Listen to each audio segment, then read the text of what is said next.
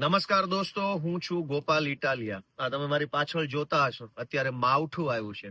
કમોસમી વરસાદ ચાલુ છે. આ વિડીયો ચાલુ વરસાદે રેકોર્ડ થઈ રહ્યો છે.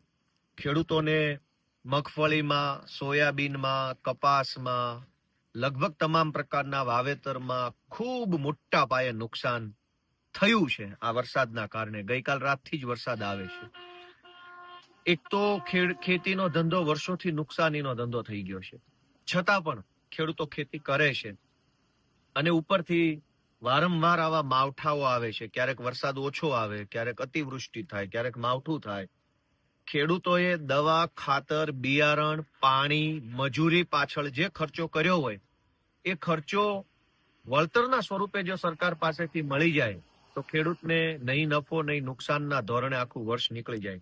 પરંતુ સરકારમાં અહંકાર છે ભાજપની, એટલે એ લોકો સાંભળતા નથી. ત્યારે ખેડૂતોના મુદ્દા ઉપર અવાજ ઉઠાવવા માટે, ખેડૂતોના મુદ્દાની રજૂઆત કરવા માટે, ખેડૂતોના પ્રશ્નો સાંભળવા માટે દિલ્હીના પૂર્વ મુખ્યમંત્રી અને આમ આદમી પાર્ટીના રાષ્ટ્રીય કન્વીનર શ્રી અરવિંદ કેજરીવાલજી અને શ્રી ભગવંત માન સાહેબ પંજાબના મુખ્યમંત્રી શ્રી યશુદાન ગઢવી સહિત અમારા તમામ નેતાઓ આવનારી તારીખ 31 ઓક્ટોબરના રોજ સુરેન્દ્રનગર જિલ્લાના સુદામડા ખાતે બપોરે 1 વાગ્યે પધારી રહ્યા છે.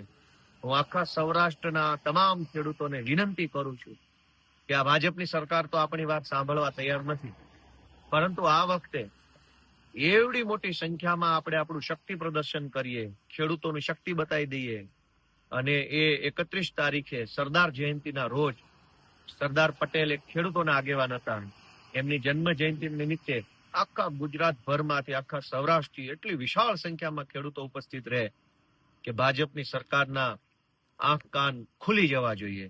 દોસ્તો, 31મી તારીખે સુરેન્દ્રનગર જિલ્લાના સુદામડા ખાતે કિસાન મહાપંચાયતમાં અરવિંદ કેજરીવાલજી અને ભગવંત માન સાહેબના નેતૃત્વમાં આયોજિત જનસભામાં આપ સૌ પધારો એવી વિનંતી સાથે જય કિસાન.